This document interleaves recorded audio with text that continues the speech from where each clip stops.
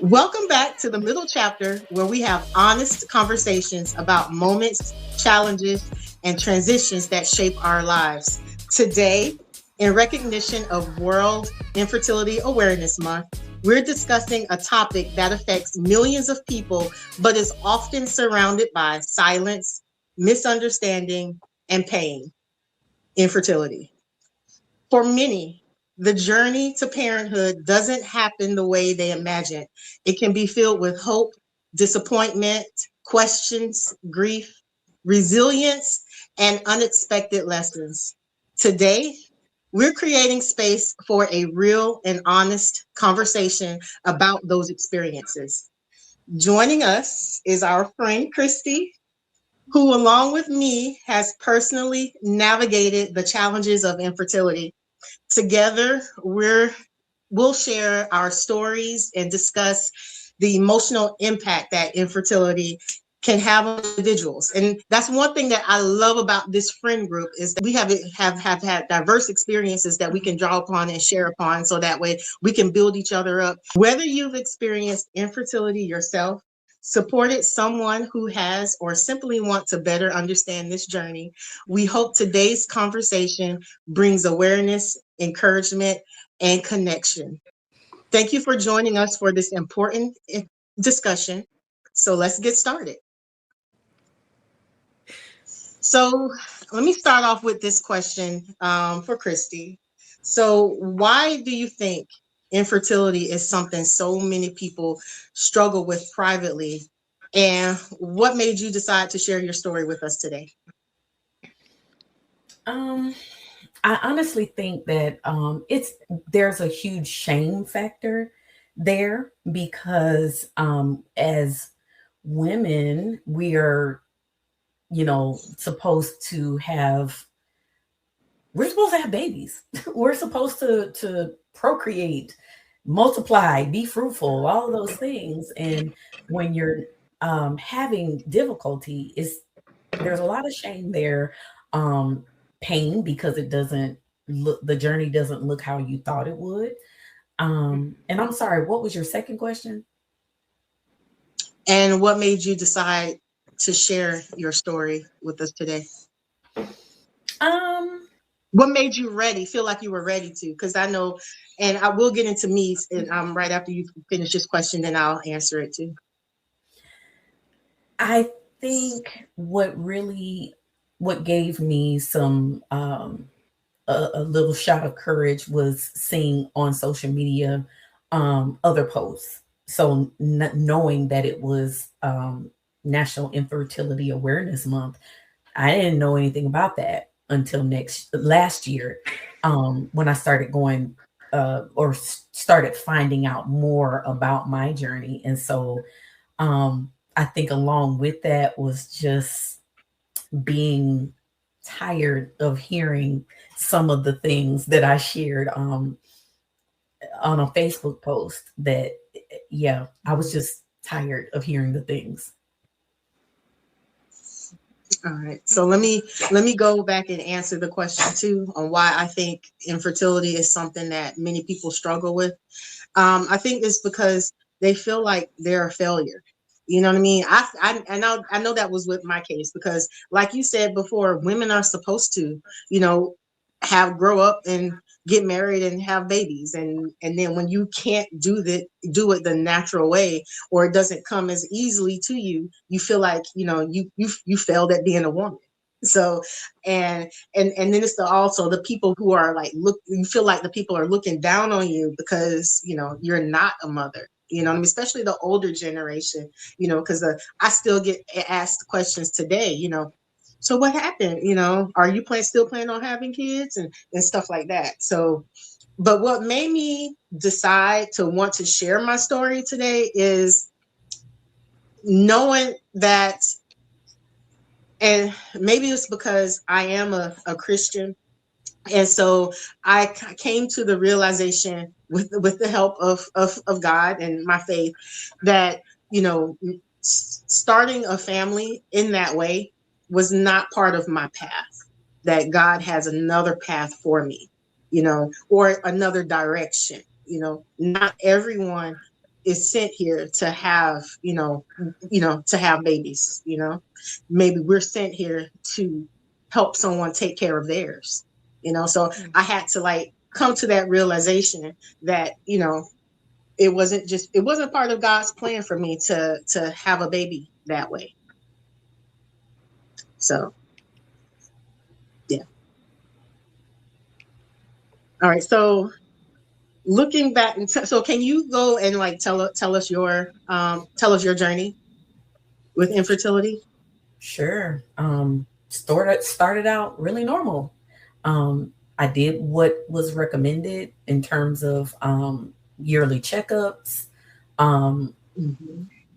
I think maybe since I've started having uh, womanly exams, that I think I may have had one abnormal, which was nothing. I went back, had it, looked at.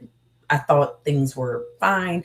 I never knew that maybe something was wrong. And then, um, of course, I didn't get married until what 2022, and so I think I was also trying to um, not have a baby out of wedlock. But trying to do it the right way. And so I wanted to be married. I wanted to start a family with my husband. Um, husband or that family came late for me. And so I was already 44. And so I do remember around 35, my primary care physician she made a suggestion. Hey, we've got, you should come back to the office. We've got vials of sperm, let's do a artificial insemination. You're getting up there in your age. And I'm thinking, what, y'all carry this in the primary care physician's office? But okay. I'll think it over. Obviously did not do that. Kind of wish I had looked into it a little bit more, but I really was just focused on achieving my own goals, finishing school, getting master's degree, a license, a house, all these things. And never really, I paid attention, but not as much as I probably should have. And so by the time I got to 44, doctors were not so willing to help, not so willing to go into a lot of detail about what could be happening, because I really, to be honest, I don't know. I don't have a definitive answer. Um, I did, I will say this, that I always saw a primary care physician, just a family practice doctor. I didn't ever go to an OBGYN until, I'm now trying to have a baby. And the first one that I went to was very dismissive. Um, Kind of made me feel old. Like, oh, I'm not touching that. You need to go and see a reproductive endocrinologist. And she walked out of the door. The appointment was all of 5 minutes. I went to a second one, and he was a lot more helpful, giving me more information and telling me why I probably needed to see a reproductive endocrinologist. But he also said that was $20,000. So that was just not in our budget. So here I am with not many answers. I think one of the reasons as to why they could have been hesitant at after, I guess when you were ready at 40, over 40, is because at 37, when I had my one and only son, I was geriatric, and so and they say it's a lot more that can go wrong when you're over, I guess, 35. And I will say the second OBGYN that I went to, by that time we had gone through a lot of changes in our country. Mhm. And so physicians are now faced with Very being cautious. prosecuted. Yeah, Yep. for helping. Well, not for helping women, but at my age, because there are so many things that could go wrong, and there may need to be a medical termination of the Right. pregnancy. They face more um, more consequences. And so he explained that. He was just a lot more helpful. It still hurt nonetheless, but just Mhm. a lot more helpful about letting me know why there was not much more that they could do.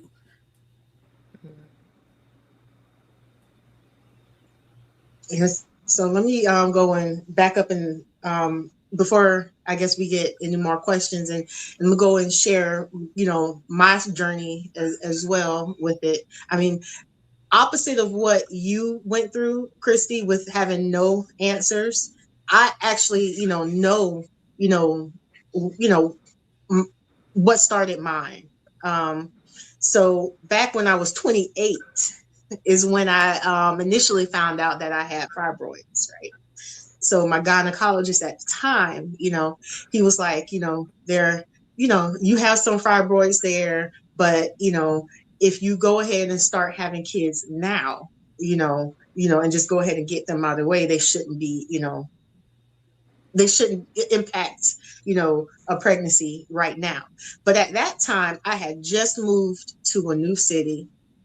I didn't have a man, yet, and had just started working for the company that I work for now, and I didn't have any prospects. So like for him to tell me that at 28 to just go out and single to like just go out and just start having babies right now, I was like, I got time. There's people having babies in their 30s and 40s. I got time. Why is he pushing me to have them now?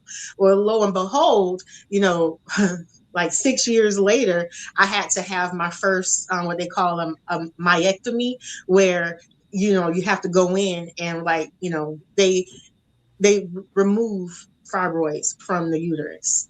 And she said, the doctor I was seeing then, she said I had 18, and she was able to successfully remove 16 of them. And so after I had that surgery,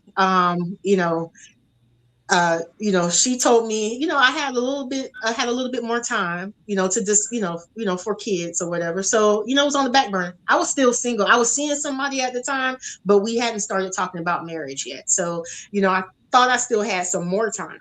So, we ended up breaking up. And then I met the person that I'm going to marry, a few years after that. Right. And I didn't get married until I was 39 years old. So by that time, when I went back to the doctor and we started talking about, having babies and stuff like that, I figured I was going to have to go through some type of like IVF, because we have been trying um, since for like a year since we like had gotten married, but it still hadn't happened. So we started going through like the IVF journey. By that time, my fibroids had grown back or started growing back. And so I knew it was a uphill journey. We went through 2 rounds of IVF, and I got pregnant twice, both times. But both times around the 6 or 6.5, week mark, when you're supposed to be going back. And now, and then, right before they scheduled the ultrasound where I get to hear the baby's heartbeat, like at that, like the day before I have those appointments, or maybe the week before I have those appointments, I start bleeding both times. And so, the first time was like really traumatic because it happened like, right during like Mother's Day weekend. And so I'm sitting there and I'm pretty much having a miscarriage during Mother's Day. And so still hard to talk about, but sorry, still hard to talk about at times, but I felt like a real big failure then. So one good thing that my husband did was he took me out of town, took me, on the beach, and we, just had time fun in the sun on the beach. But at that time, it's not like I could get in the water because I was having a miscarriage at that time. And then it was hard because everybody was sending, my family started sending me Mother's Day cards and all of that, saying that, I was going to be a good mother. And then one day it was like, it was really hard during that time. So I didn't even want to go through the process of IVF again, but I knew I had to. And then I went through the process again and I lost the baby again. This time it was two embryos that we had inserted.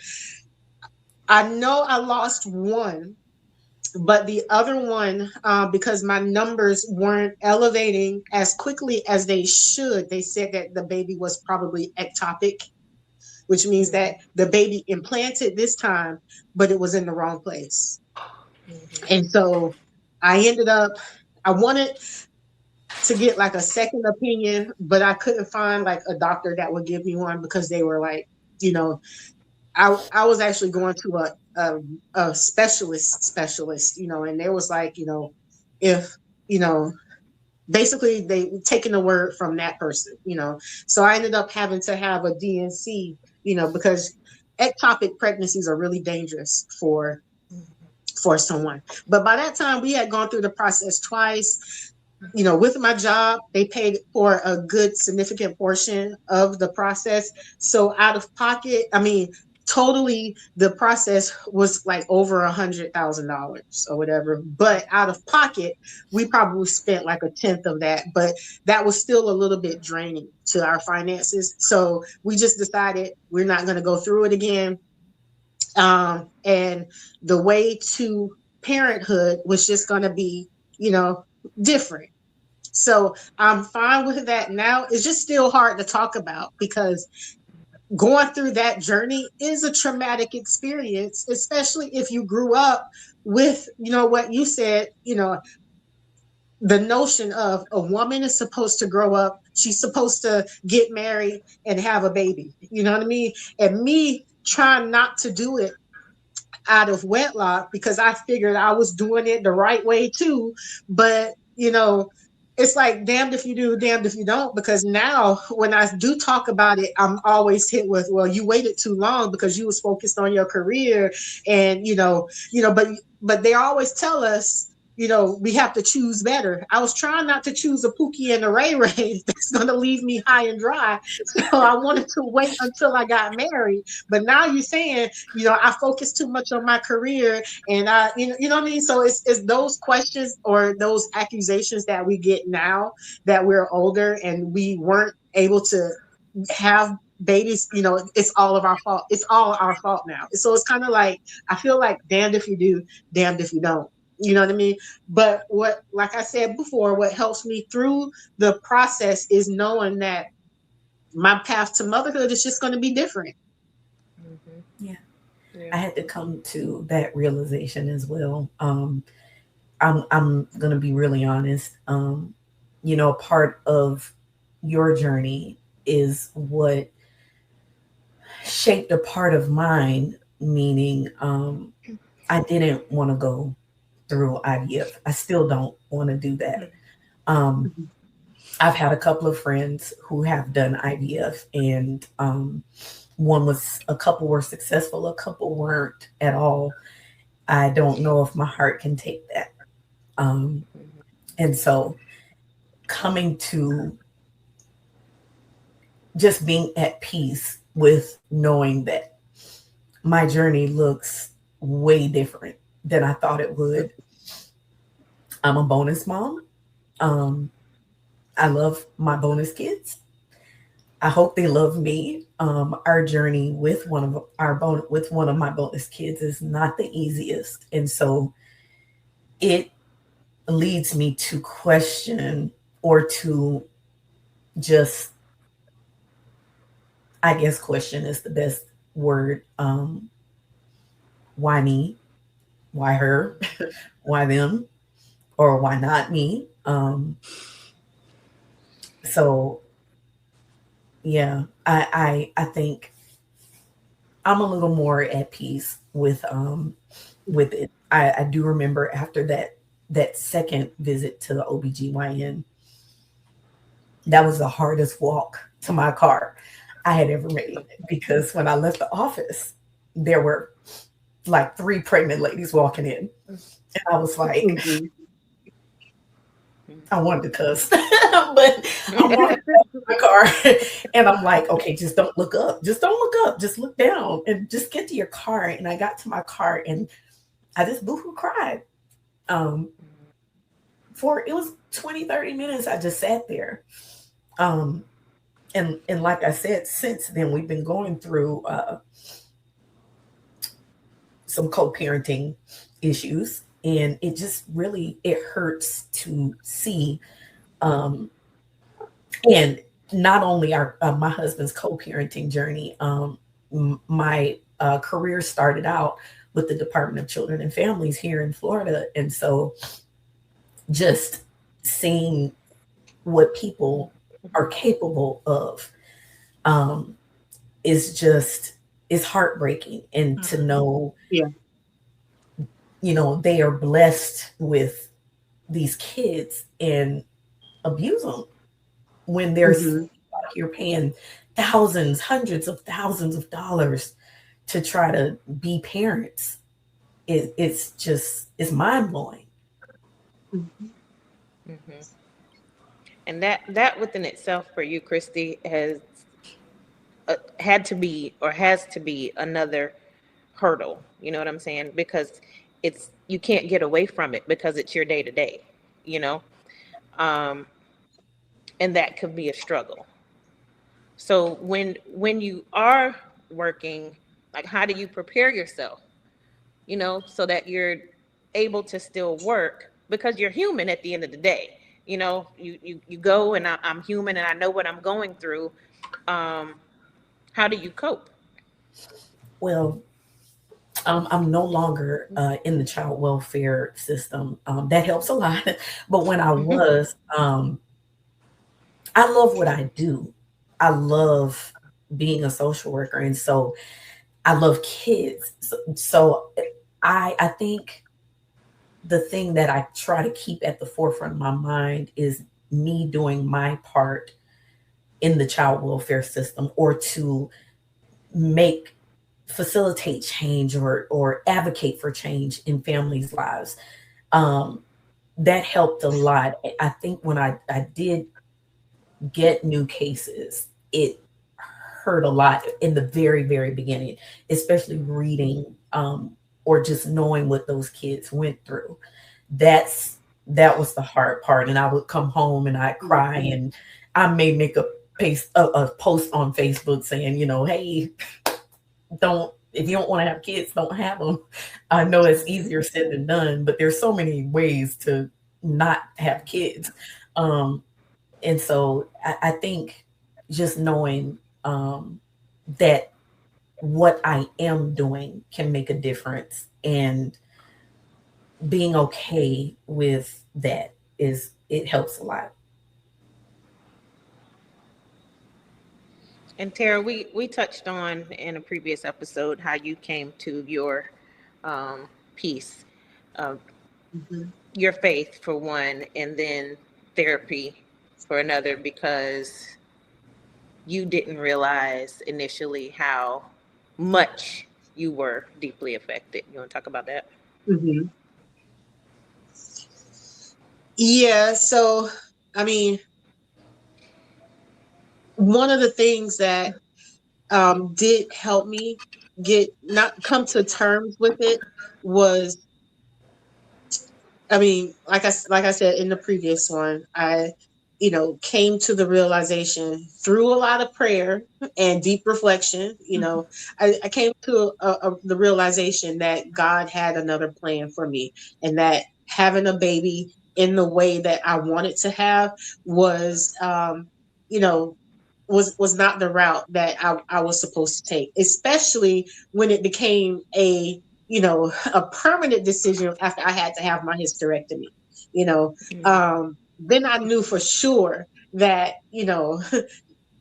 that it's going to happen a different kind of way.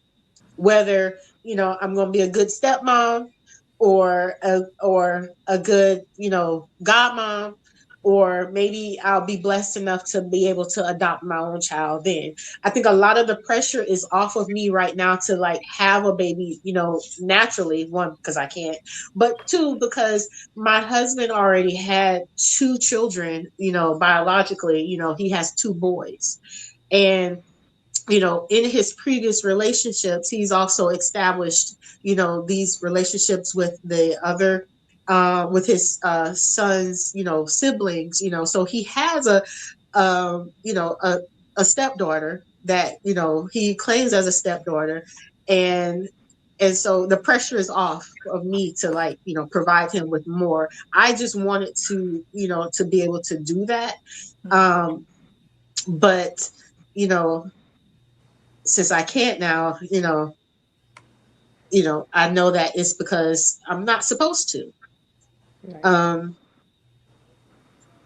Yeah, I just had to come to that realization, everything happens. I'm a big believer in everything happens for a reason. And, sometimes things don't happen the way that I want them to, because God has a different direction that he wants me to take, but it's all going to be for my good. Yeah. So, and I guess I can be a living testimony, that, outside of, fertility and having children, that a lot of the things that I have experienced or I have succeeded in, some of the things didn't look like I wanted to, don't look like that I thought it was going to turn out. But I can honestly say that, what God has allowed to happen in my life was better than I can, would have imagined. So I'm, assuming, or I have faith that, this chapter in my life is going to turn out even better than what I could have imagined, my life to be at this point in time when it comes to having a baby. Well, ladies, I want to thank you so much for sharing. And I guess my question is like, what advice would you give to people that are not in their 40s yet, but they're, trying to do what you guys did, trying to do it the right way, waiting for their husband.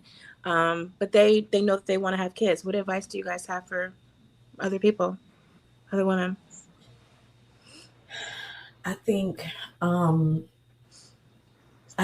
piece of advice that I have, I'm not really sure if it's the right piece of advice, but I think one of the things that,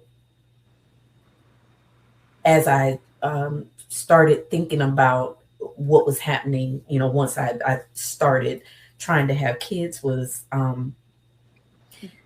paying a little bit more attention to what wasn't happening in my body. Meaning, I don't think I've ever had a scare. Everybody has those scares, like, "Ooh, gotta get to the store," or whatever. Like, I don't remember ever having one of those scares. And I'm like, maybe I should have been asking questions or paying more attention. I don't know. And then also, I know that, research is telling us now that women are starting to have babies later in age. I would say also look into maybe freezing eggs. I had the second OBGYN that I spoke to also, said something about that. But by the time I got to him, it was just too late for me. So I guess those two pieces, paying attention and maybe look into, if you're not ready at a certain age, look into freezing eggs so that when you are ready, there'll be something prepared for you. And that's one thing that we didn't grow up here and freeze your eggs. No, didn't think about that at all.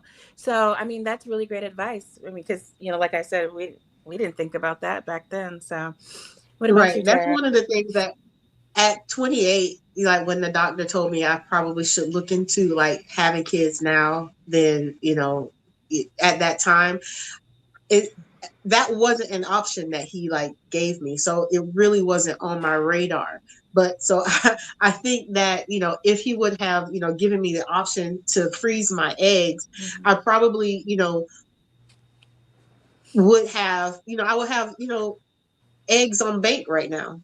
I did get to do an egg retrieval as part of the IVF process or whatever, but we chose to go ahead and get those inseminated with my husband's sperm, so they we turned them into embryos. So if anything like ever happened between me and my husband, I don't have single eggs out there to continue the journey on with someone else should that happen. Right. I have to get rid of them. Well, we don't have any embryos right now. We kind of since we decided not to go through with the process anymore. But I'm just saying the egg freezing is a good option for someone who's experiencing health issues that I have experienced, or who has who experiences some type of issues where they don't know what's going on with their body, like Kristi is experienced. So that will give you a little bit of extra time of egg freezing.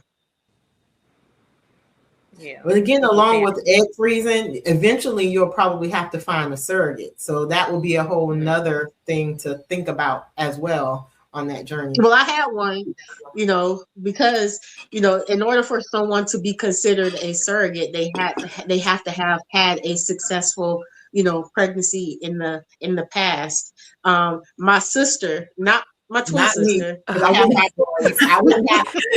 I have fibroids too, so they wouldn't have considered me. My other sister, she was quick with that too. She was like, "Not me, not me." I was like, they wouldn't consider me. my other sister, she did, she did step up and say that if I needed her in the future, that she would be a surrogate for me. Now I think too old now, because we're both in our mid to upper 40s now. Well, never mind then. Because she's older. She's older than me. She's older than me, but she did volunteer when we were younger. And I initially went through the issue through my process. She did volunteer to be my surrogate. I wouldn't put her through that now, especially since I know how pregnancy treated my twin sister, and what stress that put on her body. And that was another thing that kind of scares me now. Even if I didn't have my hysterectomy, would I be able to have a successful pregnancy? Because of everything that happens to my sister, or everything that happens to me, eventually happens to my twin, or vice versa. We have the same exact. I don't care what it is. Everything that she goes through, I eventually go through, or vice versa. So the fact that she had a very, I want to say, traumatic pregnancy, but her pregnancy was very hard on her body, that she is still, suffering with, things physically now, almost 10 years later, that would have been the same thing on me, but maybe even worse because I'm even older now. So it's like, could I have put the stress on my body, coupled with, diabetes and heart issues and stuff like that, things I didn't have early on. I mean, I still don't have them now, but, I know that it causes those, especially the older you get, there's more complications that come with pregnancy on the body. So definitely would have to have a surrogate, but like I said, I don't have any eggs right now. I didn't go through that process of freezing eggs, so now that's not even an option for me. What does let's talk about what support looks like and what non-support looks like with all these people with these opinions. Listen, I told y'all before about a few topics. People suck. People absolutely suck. And next time somebody say something, if you just line them up and call me, put me on speakerphone, I'll say what you don't want to say to them. Because mind your business and stop asking questions that ain't got nothing to do with you. But what does support look like for you guys? I know that someone very close to me went through something very similar that to Tara. And I was there the entire time. I was in the hospital while she had to deliver the baby and the D&C and all of that. And I know what that looks like from this side. And not really knowing, what you say, what you do. Fortunately, I'm real good at saying nothing, and just being a presence. You know what I'm saying?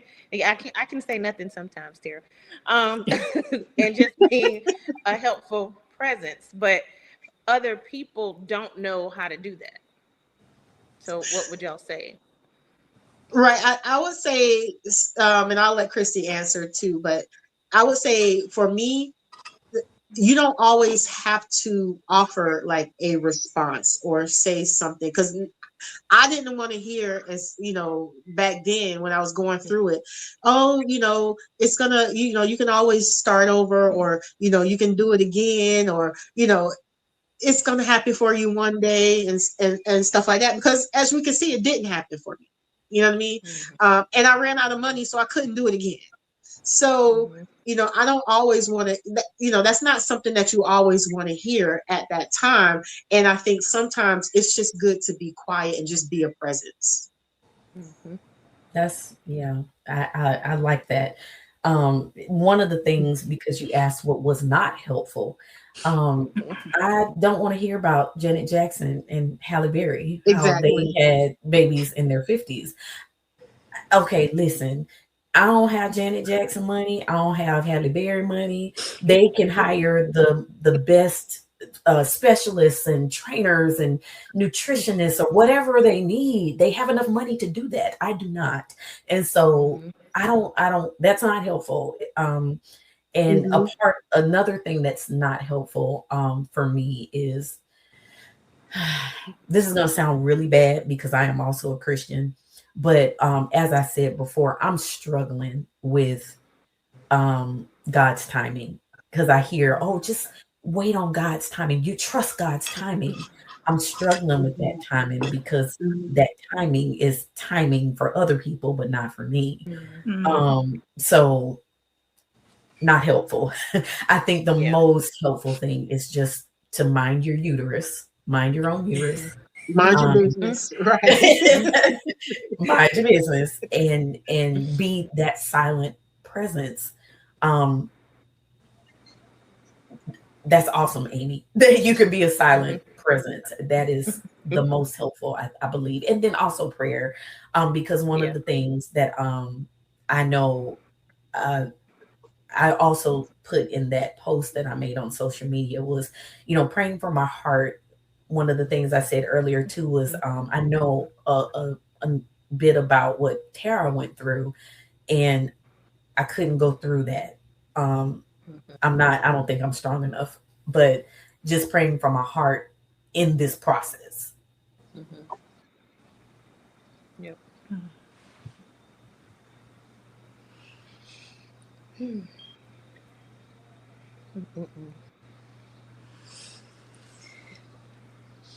And making sure you surround yourself with just making sure you surround yourself with a good network, a good community of people that are in tune to you.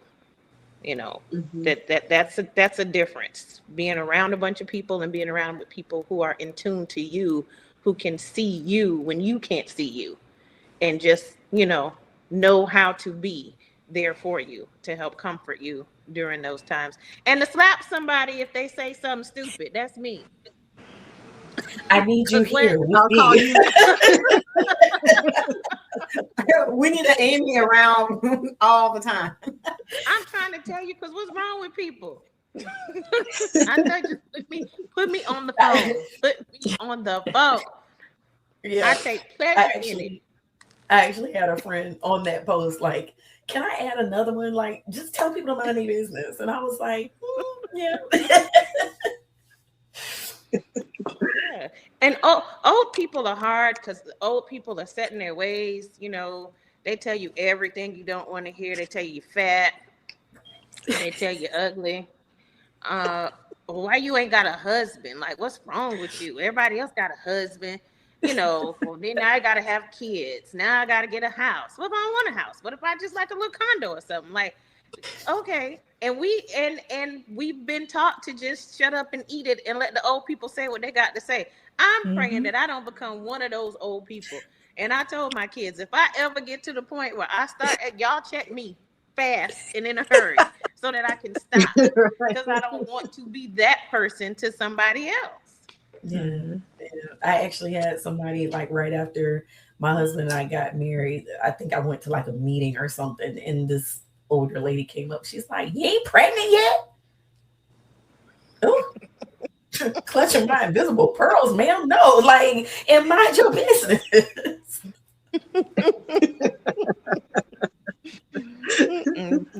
No, I'm not. We pull and pray around here. We pull and pray. Before I had my and let's normalize not asking women if they're pregnant. I thought that was like, something that was like taboo or whatever, but I had one person, like, this was before I had my hysterectomy. My fibroids was continuously growing. By the time I had a hysterectomy, my doctor said it, basically they were the size of a 4-month, fetus. So it only took that one person to ask me, if I was pregnant before I went ahead and just scheduled my surgery. Go ahead, just take it. I was like, no, I'm not pregnant. It's called fibroids. And then they just sit there and look at you. Right. It kind of makes it awkward, Yeah. It was a guy, so I didn't like go into that detail. I just, instead of telling him it was fibroids, I just said it was a food baby.